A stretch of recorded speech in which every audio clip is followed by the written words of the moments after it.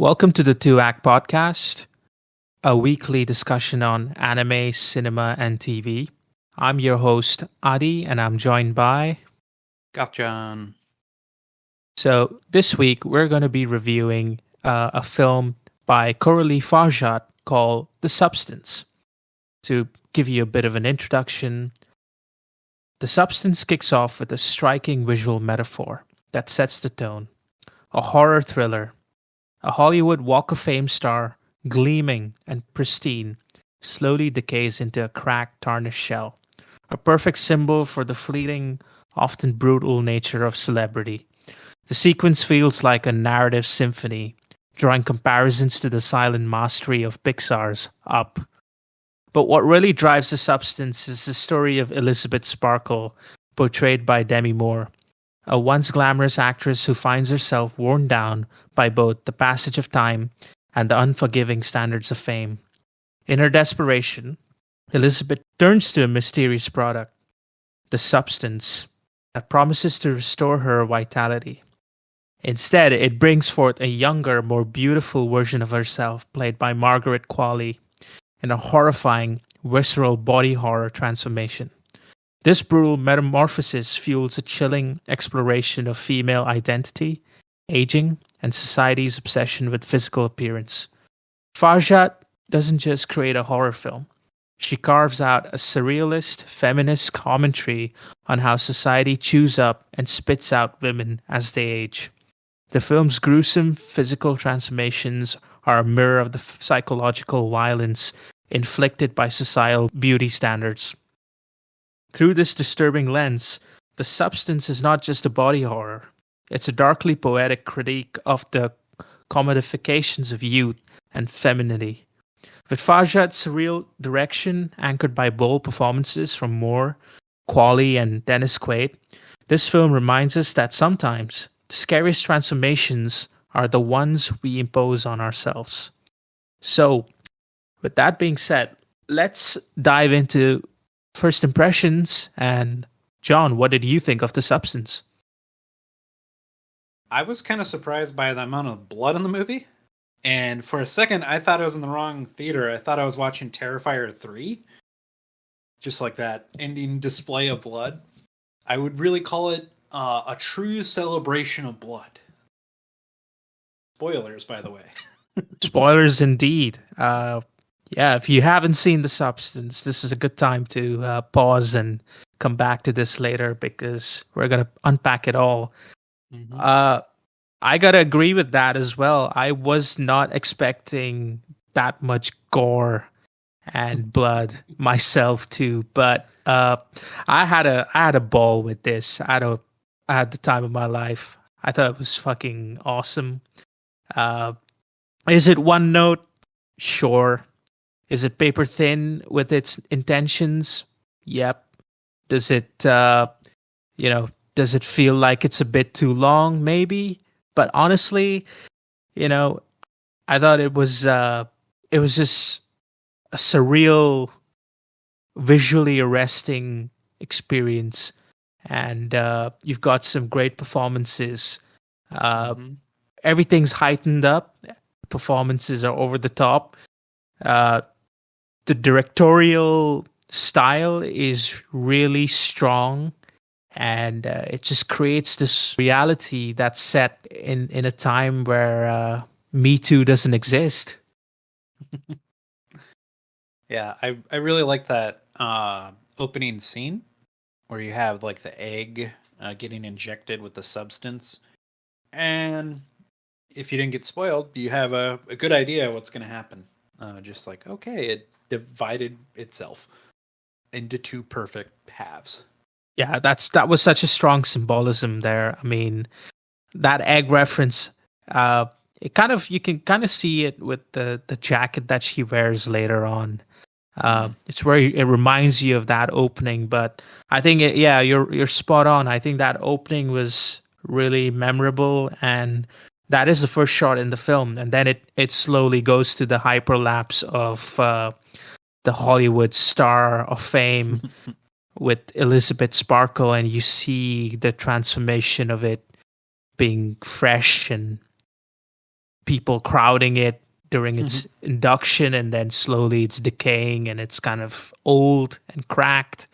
And that leads us to the opening scene, the one of the opening scenes after the introduction, where we're introduced to Demi Moore's character, who is part of a jazzercise show that's kind of like, it was big in the 80s.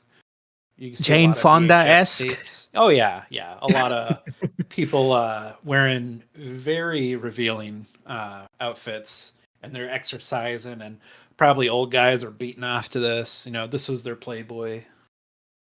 Yeah, I mean, it feels really 80s, and she's kind of like, the whole premise is like she's just turned 50, and apparently she's about to lose her job and get replaced, which is brutal because she's meant to be a Oscar winner, and she's at the twilight of her career, and it's we're not sure why she's doing this, why she's no longer got any roles. But again, I just thought it was a really really funny opening. I was not expecting her to be a jazzercise show host, but that leads us to like the whole bit with Dennis Quaid. So like once the jazzercise shoot is over, she enters the men's washroom because like she can't get through the female door, and then she's in the cubicle, and Dennis Quaid comes in, and it's shot in a way where he walks in, he's on a call, he's complaining about her, he's complaining about Elizabeth, and he walks straight in front of the camera, so up close, and he takes a leak. And within that 15 seconds, that just gave me a complete overview of who this guy is. He's just a complete sleazy predator, Vince McMahon type of guy. He's so dirty, he doesn't even wash his hands when he walks out. A lot of guys don't. Hey, I wash my hands. Every time. I don't have to wash my hands. I got a clean dick. Yeah, Dennis Quaid does an amazing job. I wanted to punch him in the face, so he did a great job. Oh, he's hamming it in. He's so over the top. Everything about him, his name's Harvey, apparently. So they're not being subtle whatsoever. He's dressed in these spangly suits, and he's got discolored teeth, and he's overly, he's just a wild guy. Like, you just know he's obnoxious, and he's it's just so uncomfortable every time he's complimenting Margaret Qualley's character, or like talking to, like, the way he looks at these female characters. It's just, you just know he's putting up an act, and who knows behind the scenes what sort of a predator he is, because nothing about him screams normal. But he's basically, there's this elaborate scene where they're like, he's trying to break down the news to her, and he's chewing down shrimps, and it's shot in such a way where you're like, it's a hyper close up of his face. Gross. And it's disgusting, horribly grotesque. In many ways, it kind of scarred me more than even the horror involving blood. And there's a point where he's like literally got a shrimp in his hand, and he's waving it around. It kind of looks like a limp dick. And what can I say? I think for people who don't know, Coralie Fargeat is a French director, filmmaker. This is her second feature film, and the first one is called Revenge, which I've heard very good things about, and I do intend to check. But it's very clear from the get-go, you know what she's getting at, and I think this film premiered in Cannes earlier in the year, where it won the Best Screenplay award. And it's interesting because I feel like it was meant to be released by Universal Studios, and then they dropped it, and then it got picked up by Mubi, and then Mubi gave it this sort of global release that it's been on for the past 2 weeks. But I feel like not a lot of people have heard about this film, which I thought was quite interesting because it's got stars, it's got marketability, and it is a horror, which always is a popular commodity within the it's October. film. And it's October, yeah. But I was kind of surprised that the buzz of this film wasn't as high as when a horror film usually is anticipated in cinemas. But I think it just slipped under the radar a bit, which is unfortunate because it's a pretty. It good is, yeah. What did you think of Elizabeth, played by Elizabeth Demi Moore? Sparkle? She was acting her heart out, which I thought it was kind of funny because the reflection. I think in real life she's 61, so I think she feels a lot of that resentment of being a washed up woman in Hollywood and dealing with I don't get the same parts I get anymore. That are all these young women are gonna get, and older men, they might get away with it. Like Keanu Reeves, he's 50, and he's still an action star. He's still coming back for Matrix 4 and all that nonsense. Harrison Ford, he's like 1,000 years old, and he's in Star Wars. So it's not quite the same for women. Yeah, and I think that is the strongest message the film has going for it. I mean, the director Fargeat is determined in her storytelling, and she doesn't hold back on the themes she wishes to explore. I mean, there's no subtlety or subtext, but a gross indulgence in the very thing the film hates, and I think it works gloriously. There's the expectation of female beauty standards in Hollywood, and viewing a woman's worth purely based on her age and attractiveness and appeal. And there's this like weird tension between portraying violence and sex and indulging in them while also criticizing them. And I think that's kind of like a juxtaposition that I found really captivating about this film, because it simulates depicting it while also reveling in it. Just kind of having fun with the things that it's being very critical about, and it's not a woke attempt to inform the audience on not at all. This is exploitative nature. No, it's not. It's not gonna. It's not about white men in power or the sexism that exists within Hollywood and expectations of beauty standards of women in show business, but rather it takes these subjects and it creates a stark juxtaposition of horror and satire. And the madness of it all is it's set in this patriarchal society, which I couldn't really make sense of. It feels like it's set in the 80s, but at the same time it's not. Like it's more like current day. Yeah, I can see that. I just think this of it as an alternative timeline. The substance isn't a real thing. So I think they kind of wanted to make this movie timeless in its own way, because there's a lot of things like about it that don't correlate to real life. There obviously isn't jazzercise, on primetime TV. There isn't a evening show that they play for the holidays that has naked women in flamingo dresses dancing. And kids dressed in and then you have kids in the audience. It's just like, oh my god. It's like one of my nitpicks is like that, but that doesn't really like take away from the message. No, I completely agree. I mean, there's a lot of, if you want to look at it objectively, there's a lot of flaws and inconsistencies. Like, how does Sue, for example, is this an alternative character that just breaks out and spawns from Elizabeth.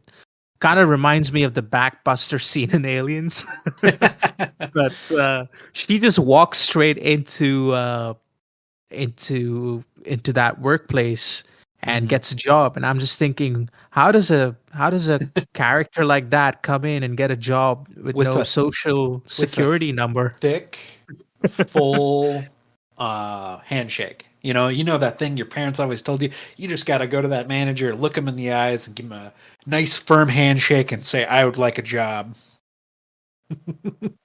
Well, there's some other stuff. There's like this. So we're definitely in spoilers. The sewing her old self back. You would have gotten an infection. There's no fucking way. Like you had like string. Yeah. Yeah, for sure. I mean, look, I'm okay with putting.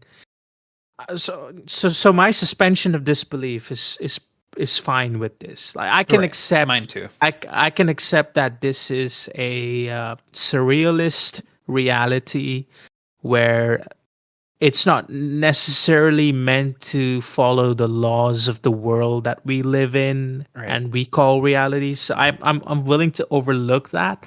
And I think personally, it didn't bother me. I had a great time indulging in this, even though there were moments where I was kind of grossed out and I had to look away more than anything. The jazzercise scenes, like I was uncomfortable only because there was another guy in the theater and I thought he was going to start jacking off. That was like the only reason. Like me and one other guy in the theater. Well, I hope he even if that were to happen, I'd be very surprised if he managed to sustain that till the very end. Yeah, he even got up at the end of the movie and he was like, "That was fucking wild," and I was like, "You said it." Yeah. No, I mean there's an interesting fact, by the way. So they shot this film in Cannes, which is in France, and the reason why they shot it there was because they wanted it to have not the taxes. They wanted to have probably the taxes actually. Now that you say it, considering the news that recently broke out that productions shooting in LA are at an all-time low because of the tax situation. But no, it Cannes has this sort of retro futurist vibe to it that the film was trying to get to.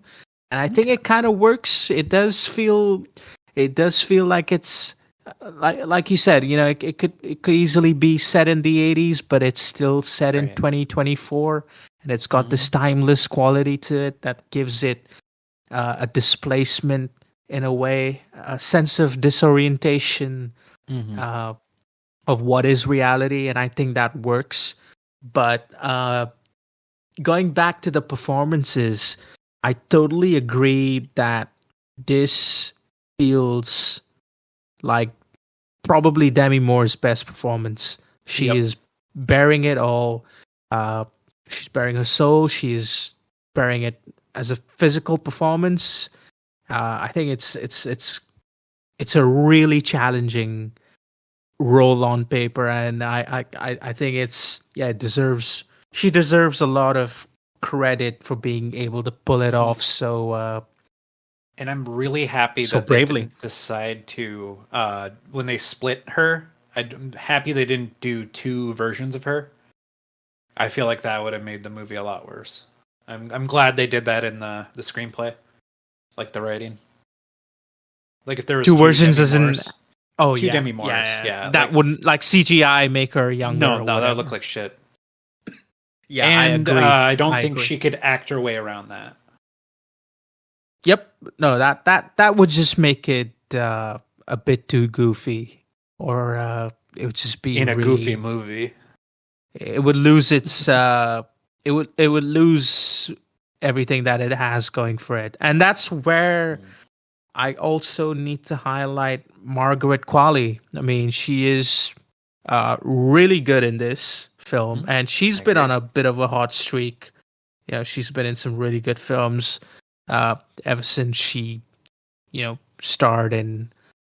Well, she was in The Nice Guys and Once Upon a Time in Hollywood, and she was in this film that came out earlier this year, which was pretty good, called Drive Away Dolls. So yeah, she's building up quite a promising CV, and I think I love the tension between her character and Elizabeth's.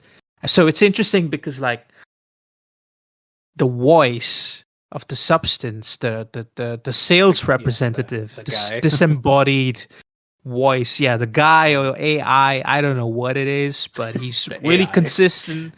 He's really consistent. He always picks up the call. He's always there to answer your questions, and she is losing it. She's kind of, Elizabeth is like constantly making comparisons to her other self, and he's like, there is no her.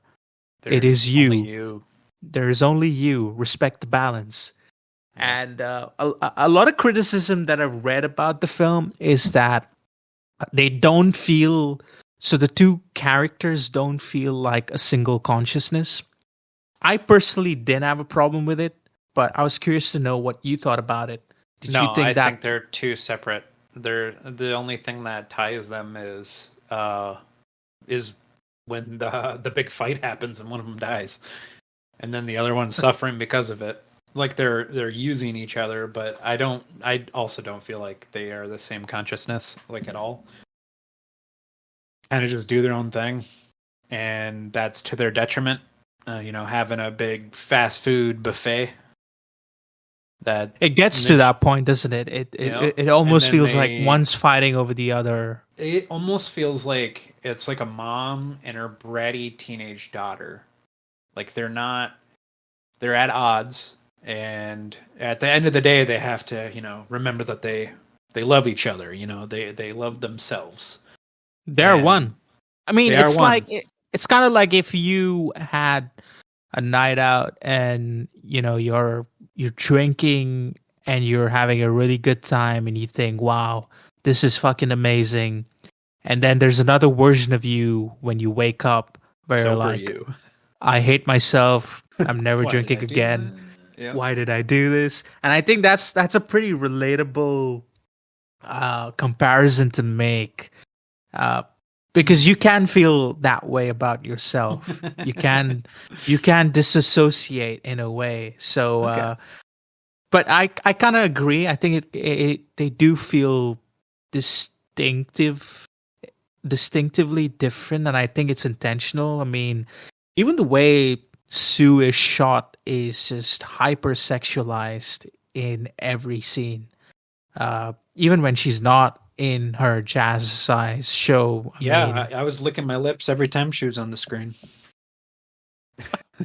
Just like every male character in the film, basically. It's like,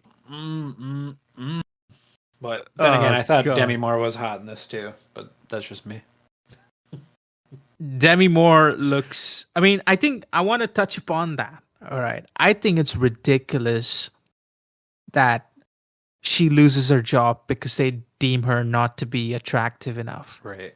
She does not look 50 at all. No. She's 61 in real life. Yeah. She does not even look... It's insane. Okay. Jennifer like Aniston the standards... qualities.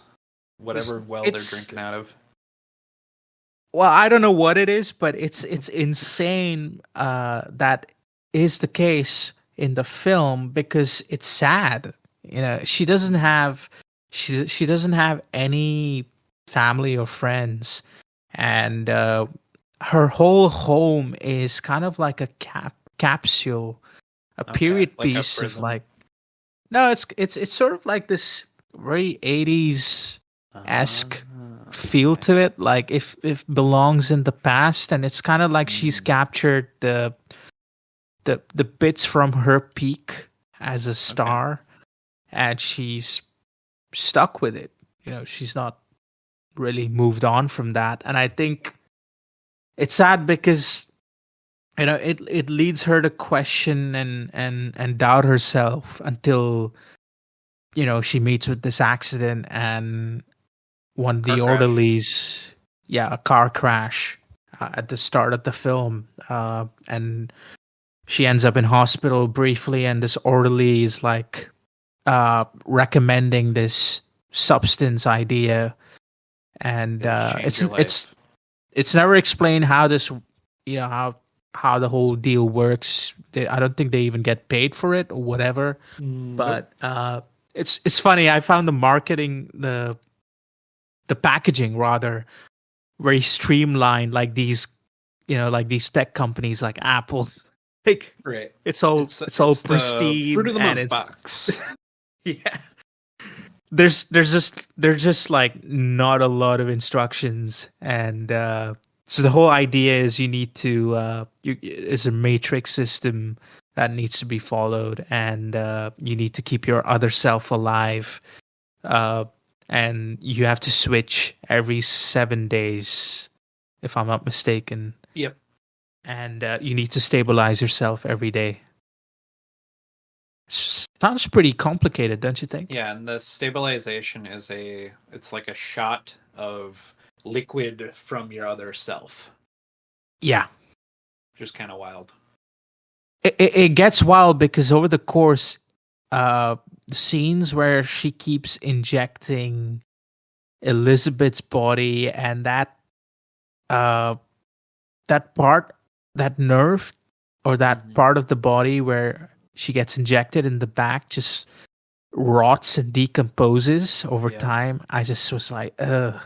It looks good because it's grossing you Yeah. out. Oh, Yeah, a lot of it the practical effects in this movie are amazing. the effects are on a technical level. I was really impressed. Mhm. I mean, we'll get to the ending eventually because that's where Right. it goes all out. But Right. even before that, I think, Like the when Demi Moore's one finger is like a oh yeah, monstrous 9,000-year-old lady's finger. That looked amazing.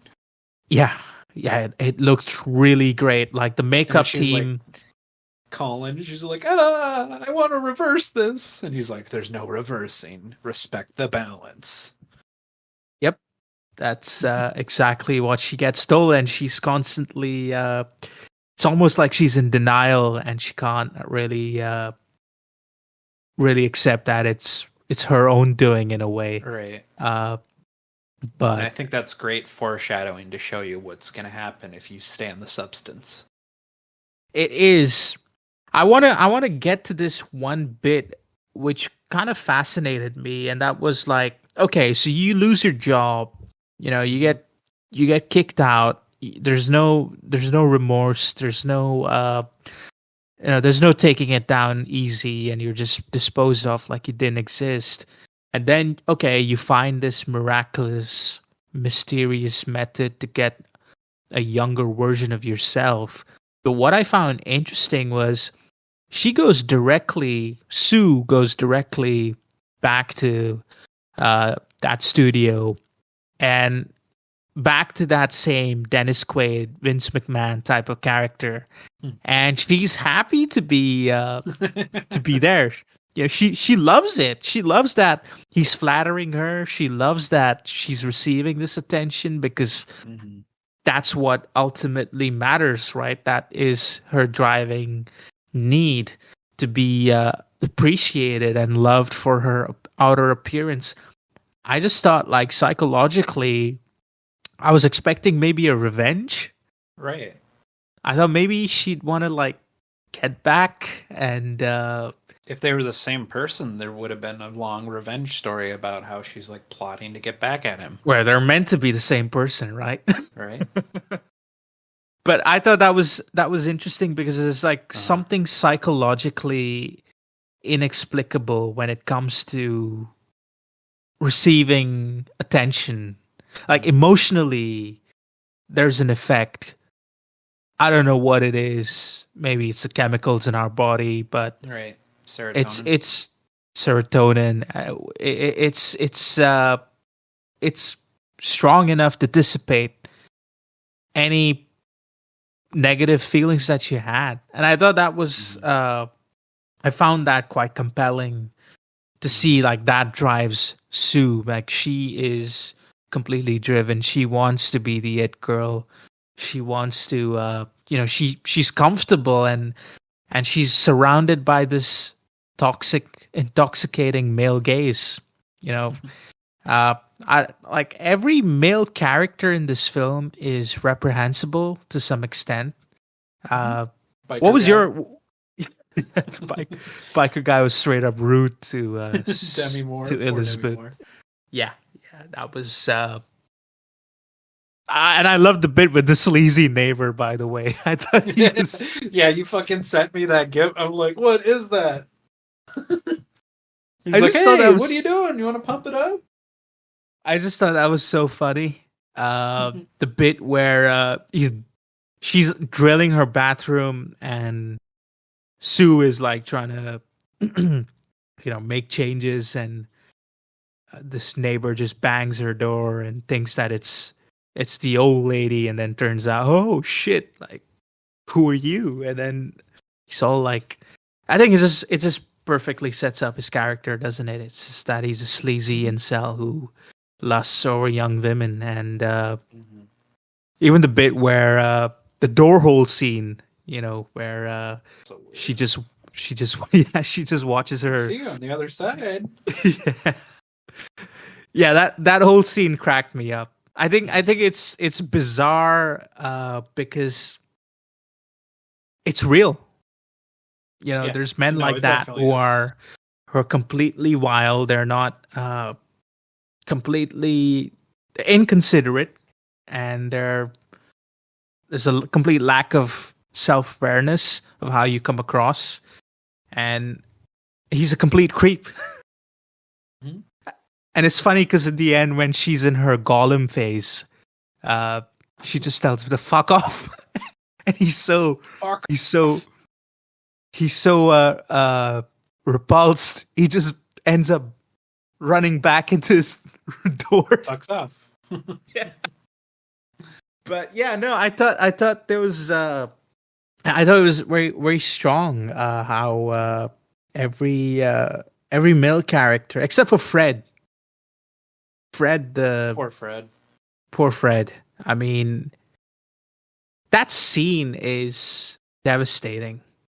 So there's a scene where she gets where Elizabeth, Demi Moore, is trying to get ready to go on a date, and she contacts this guy who she meets earlier in the film. Kind of comes across as a dork.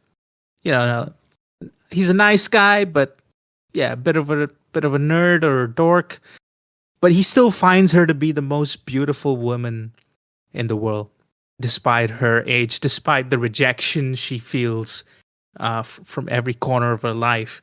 So at this later stage in the film, she's preparing to go on a date and meet this guy.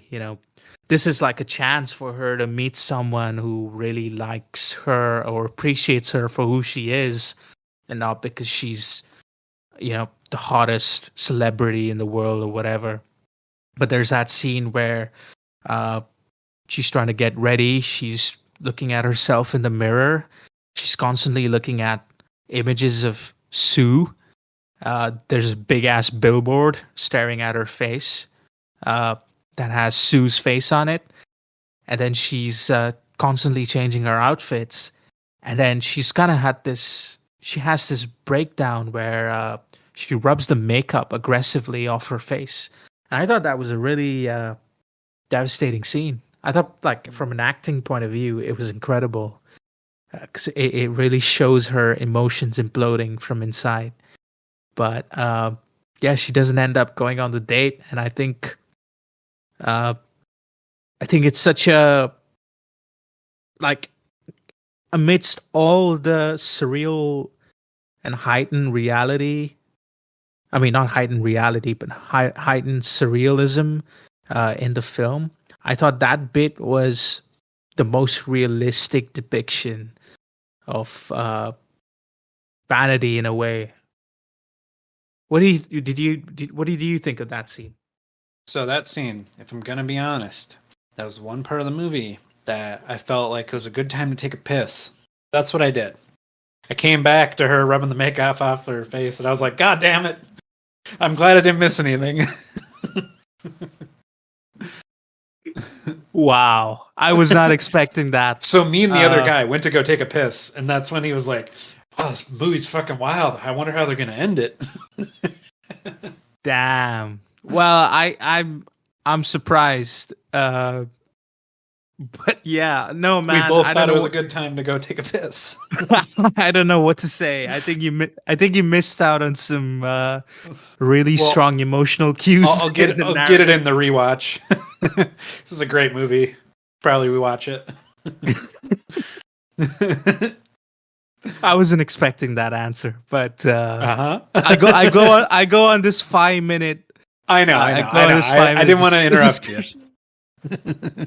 No, it's funny as fuck. No, it's maybe you'll get it when you watch it. And I think I maybe will. this time you'll time your My piss break will be at the start.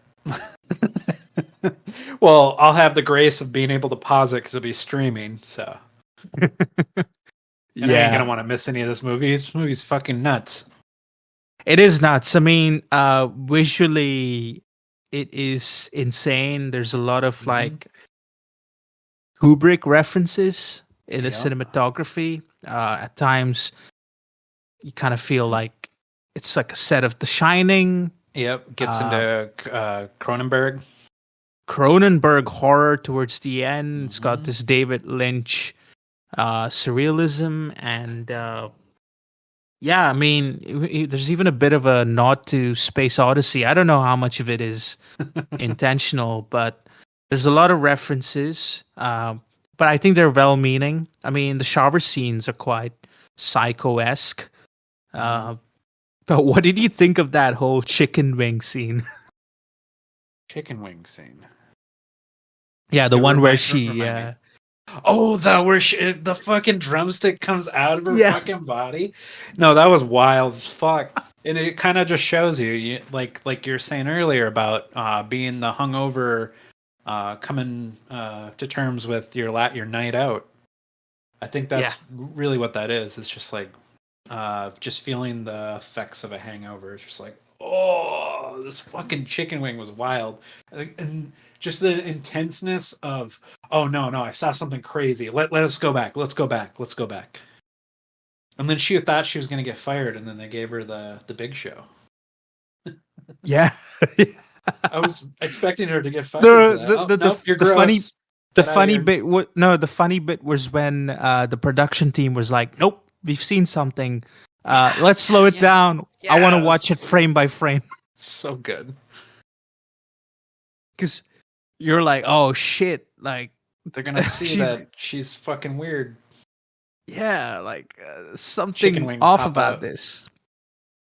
But I don't know. I think it's intentionally ambiguous because you don't really find out. I mean, there's another scene where she's kind of like about to have sex with this dude, and she's wearing like this really tight, like almost like a jumpsuit, zipped dress. Then she unzips her back, and there's all these like visceral body parts fall off, and then she wakes up, and it's a nightmare.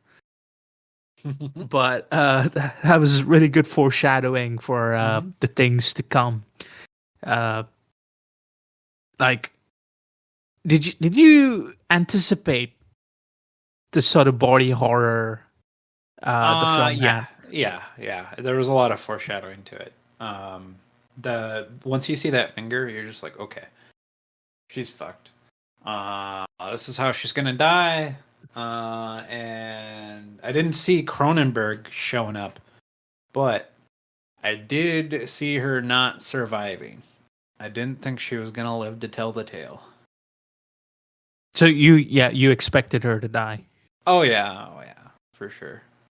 She was heavy into excess at that point, where she was just depressed, and whether or not she would kill herself or if she'd get drained out like a blood bag, was. But that's the contradiction, isn't it? I mean, even when she turns into this golem-like hideous creature with a crazy hunchback, she calls this rep guy the AI or whatever, and she wants to end it. She tries to end it. She tries to terminate Sue, but she can't help herself to do it.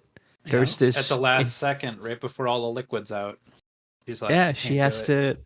she has to pull out, and I thought that was again, there's this constant struggle with one's own self, and that breaks out in one of the most like hilarious fights. Yeah, They it got like was- superhero strength, which is so funny. Yeah, it was She's throwing her across the table, and like it's so funny. And then you got that large portrait of Elizabeth, which is very Dorian Gray-esque. And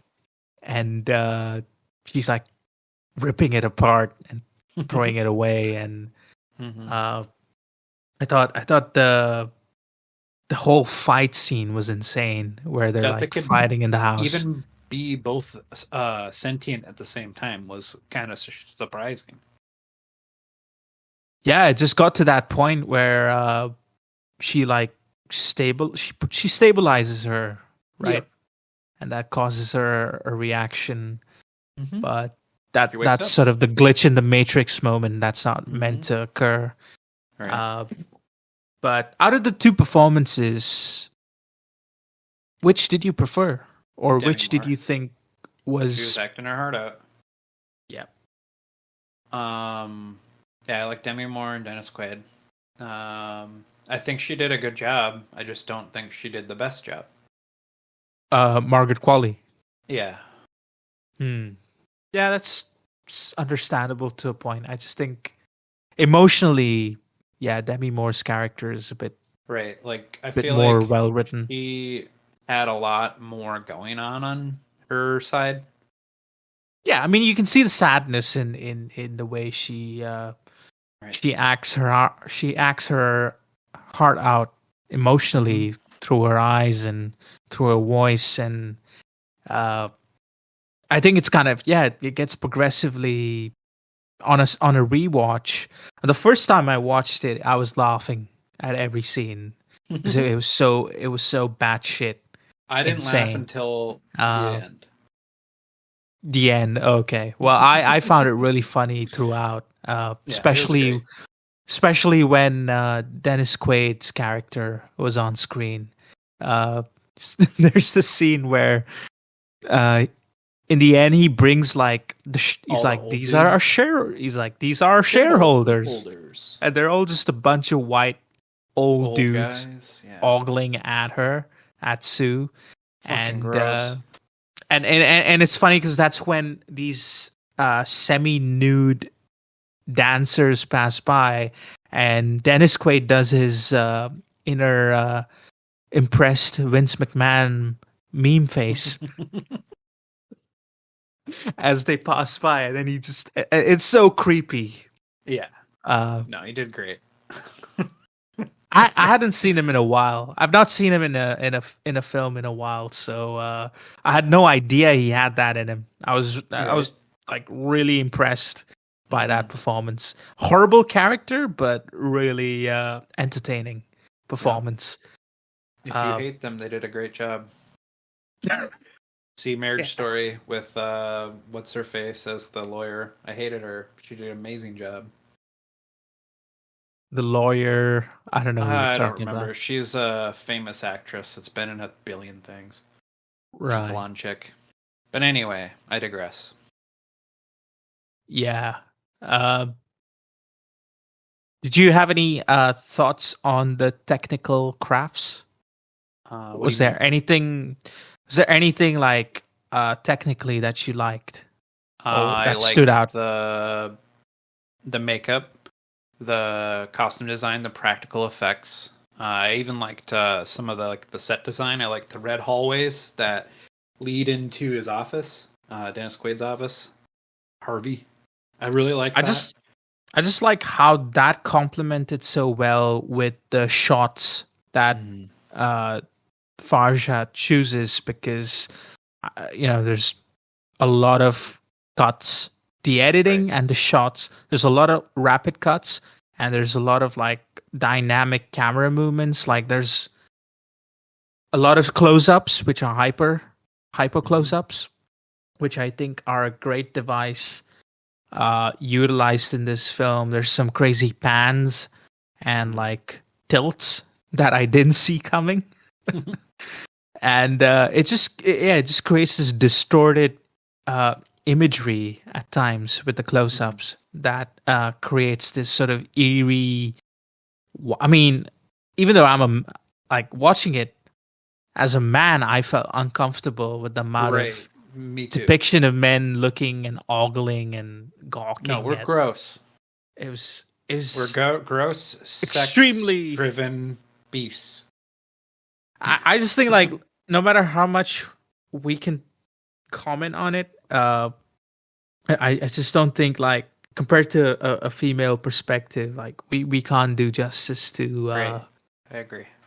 to that. And I think we have to be extremely mindful about it. And I think if anything, I came out of this film being more appreciative of myself in terms of the idea of growing old and accepting who you are, and also being a bit more mindful about how, or rather the struggles women face with beauty standards, because I know it's really in this film more about Hollywood, but I think that the message is so strong that it can really apply in every aspect, not just like in that industry. But that was what I thought. Did you resonate with it, or did you think it was just a big fucking joke? I do like that you said that. I can see myself agreeing with that. I try to, not be a disgusting pig, or at least if I do be a disgusting pig, I do it behind closed doors, and who cares? It's a lot of just the grossest version of yourself is what a lot of the characters are, and you just get reminded, hey, I don't want to do that. I don't want to be gross. They're extremely, every performance is extremely over the top to an extent, which makes it great. Yeah, it works. It completely works. I even liked the soundtrack. It was like a constant, just a lot of like beats where it kind of like amped up the scene, and you're just like, it's got this lo-fi techno thriller and you're just like soundtrack. And you're like, ooh, shit. It's like these Terminator. It's like this uprising of beats, and the Foley artist went crazy, man. Like the sound design in this film is insane. There's like a lot of subtle sound noises that are captured. I think they just add to the whole craziness of the film. Like, do you like the sound design? Absolutely, it's great. Something I've said many a times. If you don't notice it, it's great. If you do notice it, then it's bad. I did like how the bathroom became like a place of transformation. And the place where like the whole way they shoot, where she goes in, gets her refill from the lockers.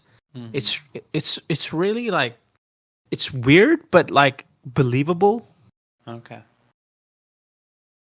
That you'd believe that she would go down to some like sketchy Hollywood ghetto to get some drugs. No, it's just the fact that it's organized in such a streamlined way. Right. Like it's a loot box. Yeah. It's nothing convoluted. Yeah. It's not like you got to go to some crazy lab and like. Right. I was kind of surprised they didn't do that, because in like your typical standard movie like this, that's what they would have did. You would have gone to like a secret lab that has like a ominous name for their lab, and you would pay in Bitcoin or something, and like they'd do a whole thing about that. But I think that would have made this like 3-hour movie. I'm glad they didn't do that.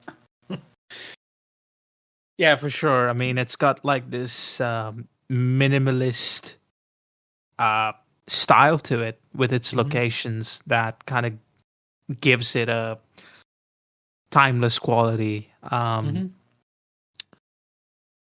But the symbolism is so heavy. There's so many inserts of references that I found really interesting. I mean, I know the egg yolk is probably the strongest, but I did like how they bookended the opening and the ending with the star. She literally ends up being a washed up star. True that. She's a Cronenberg blubber monster, but yes, she does end up on the same star, which kind of made me wonder, like, what is the like? I got like a real shower of thought thinking about those stars. I was like, who upkeeps those stars? Who takes care of them? Well, I think the association, right? Probably. That makes most sense. Have you ever been? I've walked on not. the Hollywood. I walked will around someday. There. I have. Most people don't give a shit. They just they just walk over it. It's just a payment. But it's just you'll see tourists. Yeah, those are the ones who go crazy about the stars. But most people don't give a shit. Yeah, that third act was insane. I like I said at the beginning, it's a festival, like a celebration of blood. Just spraying everywhere, spraying the kids. Grotesque Cronenberg monster going up on stage. Sue kills Elizabeth. Yep, right. Their struggle. And that whole scene is insane. Yep, Dragon completely Ball. Gory. Now, you'd think when that happens, you'd think, okay, now the film has to end, right? Because you've killed off one of your own main characters. But no, what it does, it goes, dials it up a notch. She ends up trying to recreate another version of herself. And in the process of doing that, there's scenes where she picks out her own falling tooth and that was nails. That was brutal. You ever had gnarly. That dream where your teeth falling out? It was gnarly as straight up. Fuck. Yeah, no, that's her nails falling off. Oh, it was so gnarly. Well, she killed herself, so what did she expect? And then she finds that extra substance that they didn't throw away at the beginning. She kept it, even though it said one-time use. Yeah, and Chekhov's gun. And it creates this, and this is literally what it's credited in the cast. It creates this monster called Monstro Elizasu. It's just this hideous freaking creature, abomination of Sue, but it has Elizabeth's face frozen at the back. Yeah, which is so terrifying. It has a bunch of random orifices and eyeballs. Oh, and she goes and she puts the earrings on. She's got like a hair curler for that single strand of hair. Oh. And she's putting a mask on and lipstick. Yep. I don't know how she got the dress on. Yeah, that's a good question. I think it's crazier that she managed to leave the set and re-enter the set right at the stage where they're presenting her without being seen. I think that's pretty freaking crazy. I don't think I've ever seen, I don't know, in a film or in real life where the star or the main performers disappear and they come back and the crews chill with it. Like, I'm pretty sure there'd be a huge panic and people being scrambling. Really surprised that they let the monster into the studio. Yeah. That's of course a nitpick. Just like, what? Yeah, I mean, look like her. No, it doesn't. And it was dark. I couldn't see. That bit also again you could class it as continuity, or you can class it as Sure. being it irreverent. I don't know, but I can again. I can overlook it. I recognize it.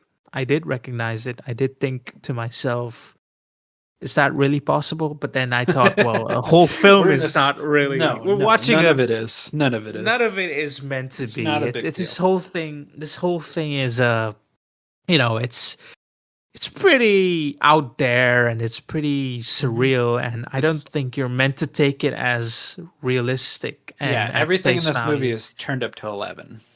Yeah, and that's what I meant when I when we did the review previously on another, and I said, I just wish it went all out because it would have worked. Right? Look, No, you I either go all out or you don't go all out. There's no in Right. between. Right. And this film, you don't just go on par. yeah, and the depiction of everything and the message and the themes and the ideas of this film is not to be subtle, and that can be best described in that final 30 minutes. It's like you think, okay, now the movie's gonna end. Oh no, we're gonna push this as far as we can. And she becomes like a blood geyser, just spewing blood everywhere in the crowd, and that scene was insane. And I kind of liked the practical effects used in that sequence, because it kind of reminded me of a lot of like the slashers and the old school horror. Yep, the Italian slasher films. Yeah, and I thought that was actually cool. Like it's such a modern but old school at the same time method of deriving that effect of horror using practical effects, but having a really modern approach to the genre. So I really liked it. I thought it was batshit insane. I couldn't believe it. I was like squirming And towards the because end. I'm fucked up in the head, that was the one part of the movie where I was laughing out loud. It's like straight out of there's Silent Hill, the original, where everyone's like being ripped apart by this like monster, and the little girl's just giggling and she's like dancing in the blood. Oh, it just derives that effect. Amazing. Yeah. It's hysteria, isn't it? It just Absolutely. it's hysterical. It's grotesque. It's probably made some critics barf. This is the ultimate love yourself movie. That's what I was telling a friend. Okay. I was very curious to recommend it to all the female friends I know, and just to get their take. Yeah, just because I'm really curious, especially those who are into like beauty and care products and shit like that. Okay. I think it would be really interesting to see their point of view and how they perceive it. But yeah, I feel like we're not really fit to discuss certain parts of that conversation. Do you have any thoughts on that crazy finale? It was awesome. I think they did it justice. I think that was a good way to bring the movie to a close. I thought it was a good like bookend. Like it closed it all together in a nice, disgusting, macabre, grotesque display of blood and viscera everywhere. And that is how you end a movie. It's not a stinger for a sequel that we'll never get. That's how you do a movie. And it is a damn shame that this wasn't showing in every theater in my state. I had to drive a long ways to make sure to go see this. Yeah, it is.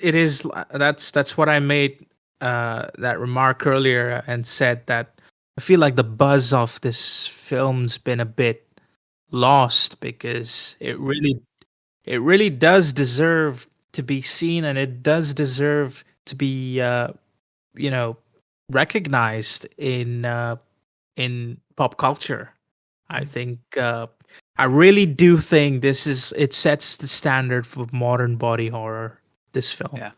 I don't think I've ever seen anything quite like it in recent memory. Um, I'm more than anything, I'm impressed by the vision of the filmmaker and how her intentions is so strong, and I really admire it. A lot of filmmakers want to sometimes play it safe. They don't Right. want to. They don't want to go that extra mile because maybe they don't want to come across as tryhards, or maybe they're being a bit conservative with their approach. But Right. Or they're worried I'm they all can't for market this. it. Can't market it, or they feel like maybe and that's why I always find it in. I'm always looking forward to films that use Hollywood actors but are directed by European film directors, and I find that the Cannes Film Festival usually has a knack for finding these sort of unique films that are kind of like a Euro North American collaboration, and you see like their distinctive uh, vision and storytelling ability meshes really well with the star power and acting talent of American Hollywood Then actors. maybe people will go see it if they see somebody they know. Well, yeah, obviously, like if this had a European cast with European Nobody actors, would you'd have never even heard of it. of this movie Nobody, and before. even if you did, and even if it were to be critically well received, it still wouldn't hit it still wouldn't hit the media sources in the West to the way this film has. And I think a lot of credit has to go with the studio and to Mubi as a distributor, because they're known for they're known for indie films as well. But I think it's great that they picked this film and really promoted the hell out of it and marketed it and gave it a global release, because I'm surprised that Universal wanted to drop this film and actually dropped it. And they'll promote Blumhouse productions that are awful, but they don't want to give a film like this a chance. Yeah. I just find it ironic as fuck. I mean, I think it's absurd, really. Yeah, no, I agree. No, in fact, I hope it gets to the right critics for the film circuits, for all the festivals. I hope it gets an Oscar nomination. I feel like there's a lot of good things about this movie. Adi, do you think it will get any Oscar noms or any Academy Awards? Good question. I was actually gonna get to that as well. I feel like there's strong awards potential. I know, like, traditionally, the whole thing with the Oscars are they're always the Academy's always been a bit unfair or overlooked horror. But I genuinely think that there's hair and makeup, there's costume design, there's The visual effects, cinematography. yeah, There's original screenplay. well, The it one did that win. won at the Cannes. Exactly, yeah. I do think that it has potential to be nominated, and I know it's still relatively at that point where films are still being screened at festivals, but I think Coralie Fargeat could possibly even get a nomination if she, if the hype of this film sustains. But I do see a nomination. I can't say whether it'll get like more than one. Maybe it'll just get a couple.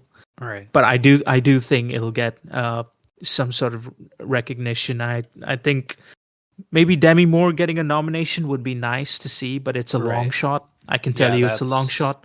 a But real long shot. but technically, I think it is impressive and it deserves a few nominations. And I hope, it does get some recognition.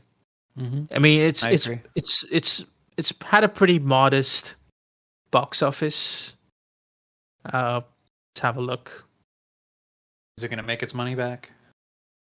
So apparently, this was made on a budget of $17 million, Oh, and it's grossed around 30 million. okay. So Almost made its money back completely. yeah. Was it streaming? I'm sure it will. Well, it will be because it's Mubi, and they're kind of a streaming online platform that curates and catalogs like indie and international films. So I'm guessing it will at some point. But I just feel like the design, in terms of like the awards, now that I think of it, they need to, like, the prosthetics were insane. Yeah, Like, I was looking at some of the behind the scenes, and Margaret Qualley was actually in that suit or whatever that hideous contraption she had to wear. Really? Okay. Yeah. Yeah, she even had prosthetics for her breasts because Yeah. she's flat chested for the most part. I mean, I read I actually have a quote about that, which I found really hilarious. Let me just pull that up. Yeah, she like taped them on or whatever. Yeah, no, it was prosthetic implants. That's what it Yep. was. Got it. But this is what she said. She revealed that, unfortunately, there is no magic boob potion, so we had to glue those on. And and they found an incredible prosthetic team who endowed me with a rack of a lifetime, just not in my lifetime. Right. But I yeah, read I like that. Yeah, that was insane. I mean, I can't fault with any creative, like the design elements in this film are spot on. The blood is insane. The locations are great. And apparently Ray Liotta was meant to originally play Dennis Quaid's character, but he sadly he passed away before he could, and should have gotten Vince McMahon to do it. Just play himself. I think Dennis Quaid totally needs to play Vince McMahon in a future biopic. They do a wrestling biopic, and he plays Vince McMahon. I can't see anyone else now after this performance. he's played Reagan right now, which is getting banned, but it's funny. It's okay. Ronald Reagan is scum. It's funny. I think, like, it's such a whiplash. He's been more recognized and appreciated for this role than Reagan. That's good. Ronald Reagan was the worst president ever. You could tell me more about trickle down economics. He's scum. Should we get to final thoughts then? Sure. What are your final thoughts? No, you go first. Oh, I go first. You want me to? So we're going into ratings? Is that what you're saying? Oh, I mean, final thoughts and ratings, yeah. Final thoughts. I think, like the movie poster says, this movie's insane. It's crazy. It's a fun watch. You almost might think you will get some blood on you. That's how visceral it is at the end. Are you ready for my rating? Yeah, I agree. All right, go for it. Go for it. This is another one where I hem and hawed. Like, I don't want to rate it too high, but I don't want to rate it too low. I liked a lot of things about this movie. But I am starting to sound like a broken record. I am the anti-Simon of this podcast. I give everything way too high reviews than it needs to. But yeah, I will give this an 8 out of 10. It was a great movie. Has lots of great stuff in it. It's definitely a good watch. I will give it a second, maybe even a third watch when it comes to streaming. I hope you do. Yeah, a second watch really created a different reaction. It really brought out a different reaction out of me. The first time was more exhilarating. The second time, I felt, it was just sad. I just felt like, I really pitied the main character. But if I had to go into my final thoughts, I just think like this is an incredibly authored film. It's got a really stylistic vision. Whole premise is insane, and the body horror is completely unexpected. I had no idea how it would ratchet up the stakes, and it's not a subtle film. It's not nuanced. It's not a critique on the themes it's sort of hating, and that's fine. I just had a great time, and I think it works. The performances are great. Dennis Quaid and Demi Moore are standout. Margaret Qualley is iconic in those scenes that she has, the effect that she derives, and I just think like Coralie Fargeat's direction is great. I'm gonna give it a. Well, before I do, I just want to say that I really think it sets the standards for a modern body horror film, and I think for a year where we've seen a lack of quality in storytelling, it's been a pretty subpar year in film. I think this is definitely within my top 10 films of the year, and yeah, I'm gonna give it a 9 out of 10. Well said, Adi. Were you expecting that? Oh, yeah, I thought you were going to rate a high. You weren't going to give it the same score you gave another. I'm like, do we double another? Maybe we go higher. Yeah, I almost gave it a 10, but are you still shocked by that 4 out of 10 rating? No. It was inevitable. Just like Thanos said in the MCU, I'm inevitable. So you ready to go into the recommendation for next time? Yep, all yours. All right. So, we're going to do the last good Star Wars thing that has come out in recent times. So, Andor the TV show. It's a Star Wars prequel to Rogue One, which was another probably one of the last good things to come out of Star Wars. You have all these garbage TV shows. You got where there's space lesbians, they're conjuring the Force. Let's make it very clear that it's Disney. It's Disney, it's kind of funny because I'm amazed that this even like came out, and I heard such good buzz about this that I checked it out myself, and it is actually good. As a huge Star Wars fan, this is amazing. You don't have to watch any Star Wars to have watched this show. If you don't want to be spoiled for the next time, definitely watch it. It is on Disney Plus. So I'm going to go in a little synopsis. In an era filled with danger, deception, and intrigue, Cassian will embark on a path that is destined to turn him into a rebel hero. And that's it. Hey, you did the trailer trailer last. Yeah, of course. I got to bring it up. What I think I really couldn't care much about Star Wars, to be honest, after what Disney's done to the whole property. But I will say that hot take, Rogue One is the best Star Wars movie, and if you liked Rogue One, this will blow your pants off. That's what I expect. All right. We will see you for that then. All right. See you, Space Cowboy.